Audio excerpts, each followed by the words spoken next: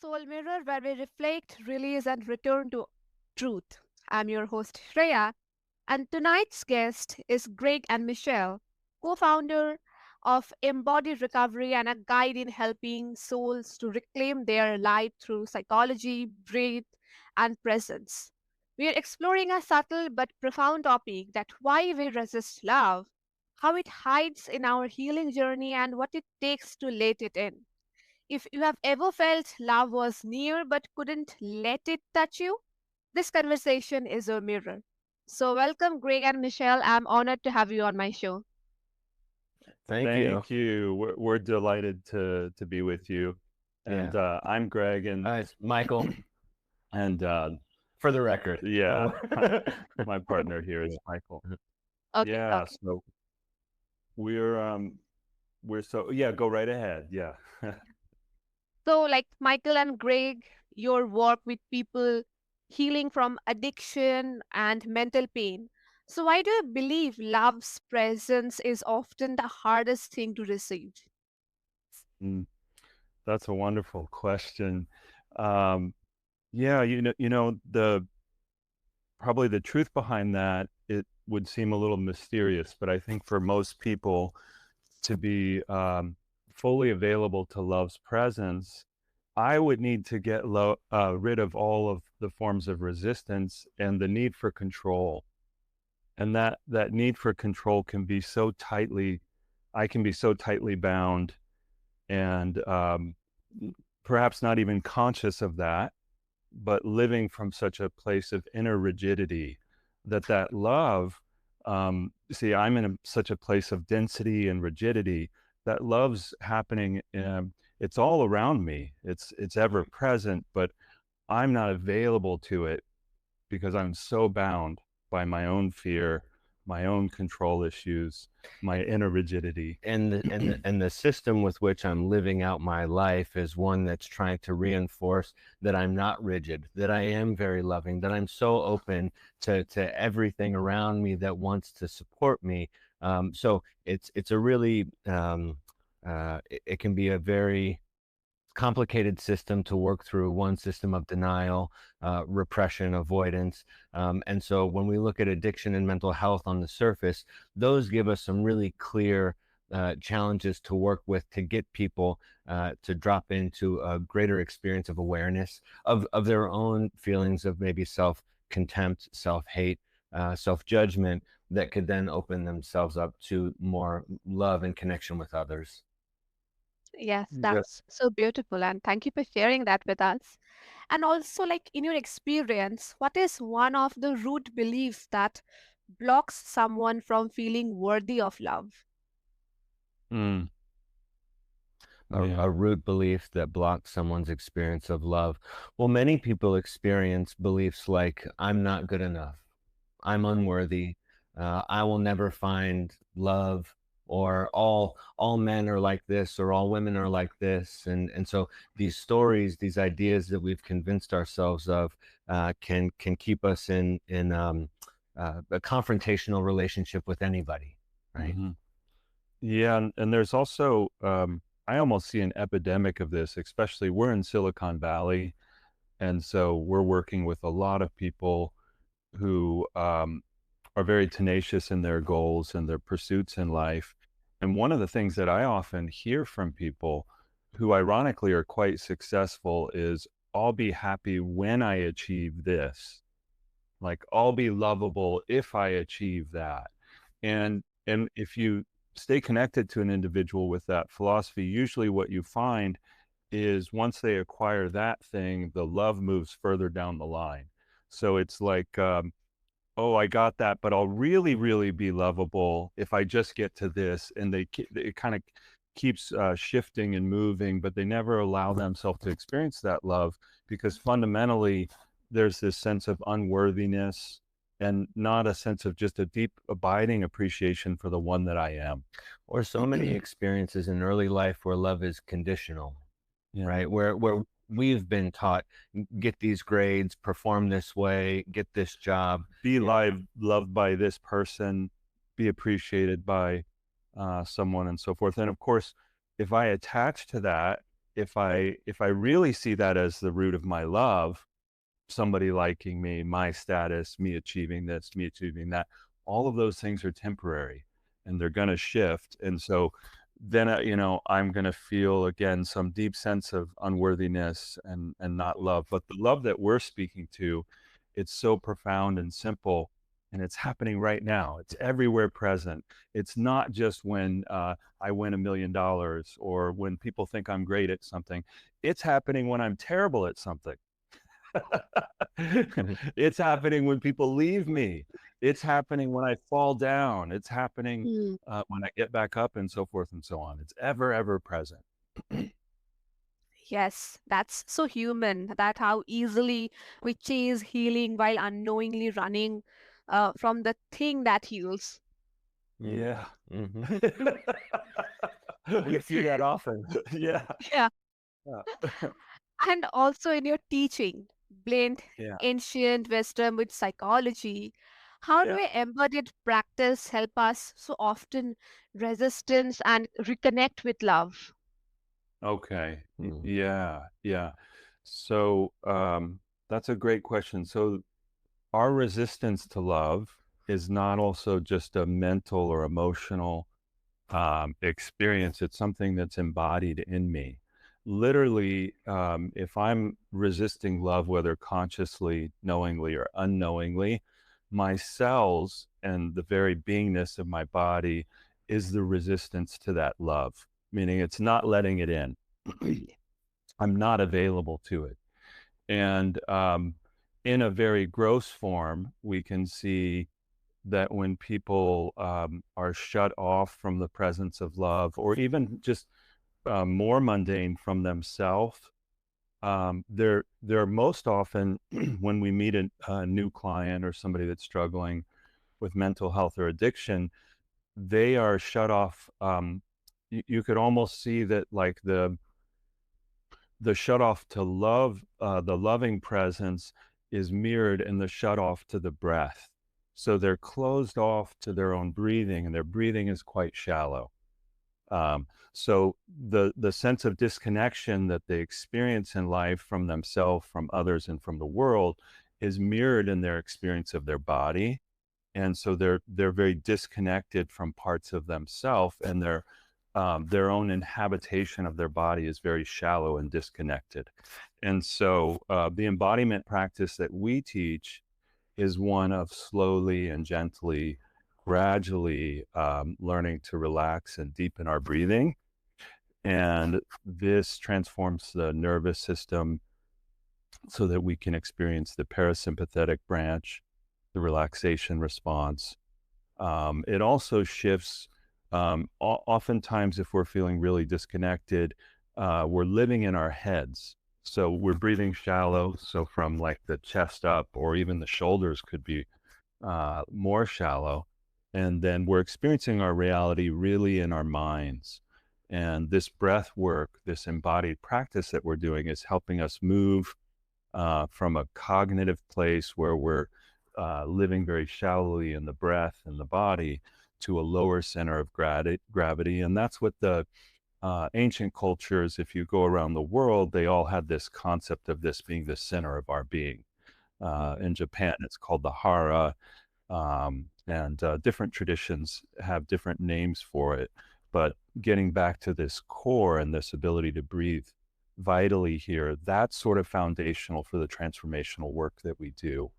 And we find that when people can anchor in that, then there's a more solidity in my experience, and I might be able to meet that loving presence. It's kind of a foundational aspect to it. But Well, and I'd also want to just add that so much of our work that we're doing is trying to help raise people's awareness to how they're living from a place of denial and avoidance, and with a practice like Sundo, it's a very gentle and direct reacquainting with one's body, right? So just as I'm noticing where in my body I'm breathing from, reacquainting with what it feels like to inhabit my body, to breathe in my body, to rest in my body, to move in my body.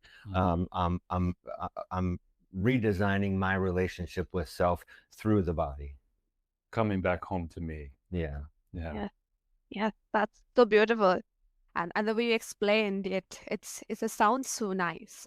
And also, is there a practice you use personally when you feel yourself tightening or closing off? Yeah. Yeah. We tighten and close off? Yeah. Yes. Yeah. Yeah, for sure. Yeah. I guess maybe just before we get into uh, almost like a in case of emergency break glass type of practice, the Sundo practice that we do is a daily practice, and so Mhm. it is really just this daily attunement to my breathing and myself that is what creates a lasting, sustainable shift in the way that I experience love's presence. And so, yes, life can absolutely get stressful and things don't go the way that I want them to. And yet, because I've made this commitment to a daily, steady, gradual practice, when those things arise in life, my reaction isn't the same as it once was. So my impulse isn't to self-soothe instantly because this is so overwhelming. Or find a skill set that I need to solve this emergency, because I'm already in this field of practice and in this field of awareness. So when things happen, there's a presence within me. Uh, Mm. I've been practiced and studied, so I can meet that that external circumstance from a place of more wholeness. Uh, and so, like Mike was saying, we lead a practice daily from 6 a.m. to 8:30, and our graduates of our program stay with us and continue to practice. But to get back to what you were asking, one thing specifically that people can learn to do as a takeaway, as a practice, is to begin to learn to and it's interesting, this was an ancient wisdom that has been taught for many years in the East, but now HRV, the heart rate variability science, shows the science as to why it's so profound, which is just, it's super simple. You can do it anywhere you are, but learning to regulate, and for everybody it might be a little subtly different, but it's about 5 seconds in and 5 seconds out. And instead of doing it from the chest region, the idea is to relax the chest, soften the diaphragm, and then slowly inhale through the nose. And imagine that your lower abdomen is gently rising and filling up like a balloon. So you want that that breathing and that transition into the expansion to be very smooth and gentle, and that will even out the feeling in the mind. And same with the exhalation. You want to slowly, gently pull back in towards the spine and just stay in that rhythmic loop. So if you're doing 5 seconds like that, inhale for 5, exhale for 5, you should get about 6 breaths per minute. And if you do that, that will bring you into coherence for heart rate variability, which is, it's great for your blood pressure, for your autonomic nervous system. And then it can help us start to tap into what we call flow states, which really emerge when we're in alpha brainwaves. So super simple. Anybody can do it anywhere. Sundo has a whole series of stretches and yoga-like practices that help us warm up for this breathing. But you might not want to do the breath work while you're operating heavy machinery or driving, but as long as you get a safe, quiet pull over, right? Yeah. Yeah. This is so beautiful, and thank you for sharing this so much accessible practice that I think anyone can do wherever they are. And I think it's really amazing how breath and stillness can say what words can never say, I think. Mm, mm. And and also in the path of recovery, how does shame play a role in resisting love, and how do we begin to Oh, release it? oh, yeah. What a question. Yeah. Yeah. And we didn't answer that in round one, but that that very much, the first question that you asked, this Yeah. kind of dovetails nicely with it. Yeah, and I'd also maybe want to lead with this notion of shame as a bad emotion or something that we need to rid ourselves of. There's certainly an experience of shame, we call toxic shame, that can be very self-defeating, very unhelpful, and keep us stuck in a lot of these negative beliefs. And yet there is A healthy shame. there is a healthy experience of shame that allows me to tap into the limits of others and my own sense of limits. So, when I cross my limits and feel a sense of embarrassment, that shame is there to teach me something. It's there for a reason. But when I hold on to that shame and then create a bunch of stories about what it means about who I am and why I'm this way and why nothing works, now I've begun to wander into more dangerous territory. Yeah. Yeah. And so the shame can also keep me, if I'm shameless, I may not have, meaning I don't have the capacity for shame. I could do unusually cruel things and have no humility before the creator or others. So shame is, it's a very preserving energy. It's just like Michael was saying, it can be experienced as toxic when it's a kind of a interject a thought that I'm essentially shameful. The one that I am is shameful, not the act that I've done or something like that.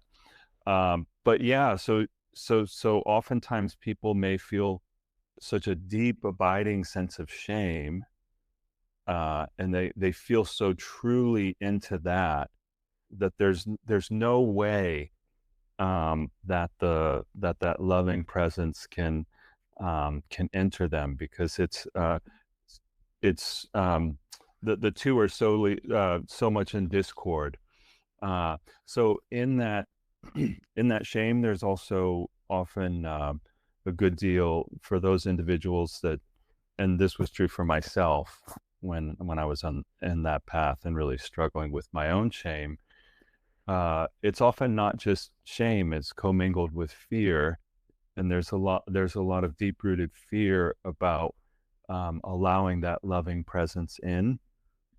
Um, but just being with the shame firsthand, one of the things that people can begin to do, which is so wonderful. I had a mentor that taught us when we were in the training program together to really stand up and share your mistakes. When, before the group and before the community, when you would make a mistake, and to feel supported in doing that. And it was so shocking to me because I had spent my whole life essentially trying to hide and cover over.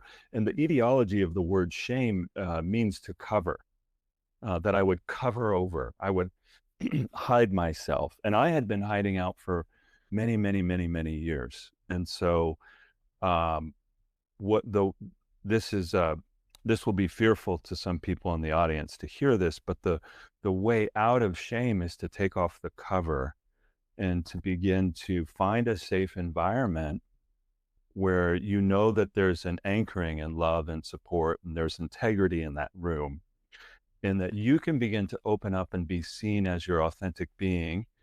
And you can go through an experience, and maybe we could talk about this another time, of what we would call reparenting. So somewhere along the line, I learned that I wasn't valuable, and I took that in deeply. And maybe there was an experience, something traumatic, or messages over time that people gave me, but I've embodied that sense of unworthiness, and then now I cover over, and that cover really protects me from receiving this love, this loving presence. But the covering over also protects me from the assumed and anticipated judgment of the world, right? Because this was my Yeah. experience. This covering over was a protective mechanism, and so now I'm going through life feeling protected and yet wildly disconnected. Yeah, I'm protected, but I'm a zombie. Right? Mhm.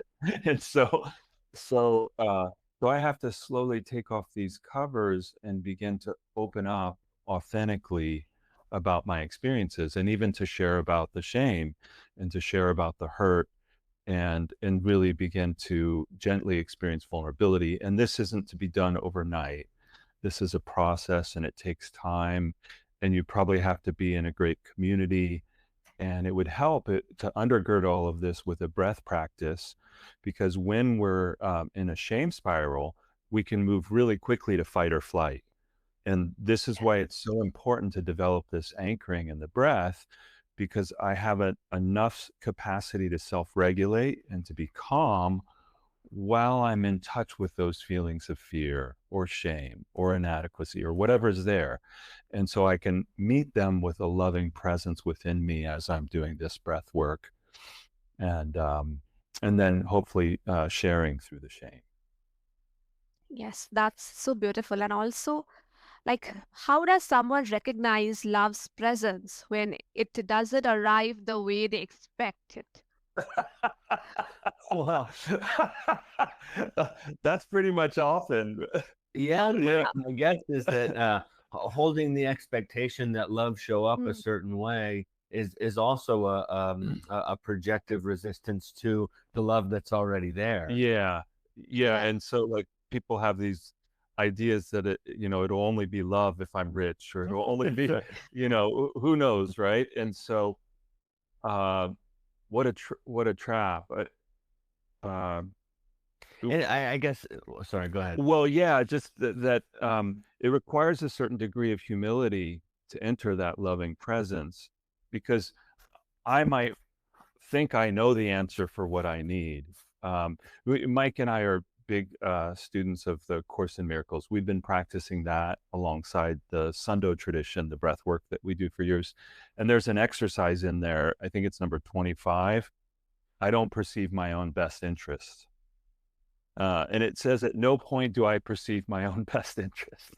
And so one of the things when we're going through a path of recovery, what we slowly begin to learn is that I often don't know what would be good for me, or what's Mm, loving, or what's the right thing, or the right path.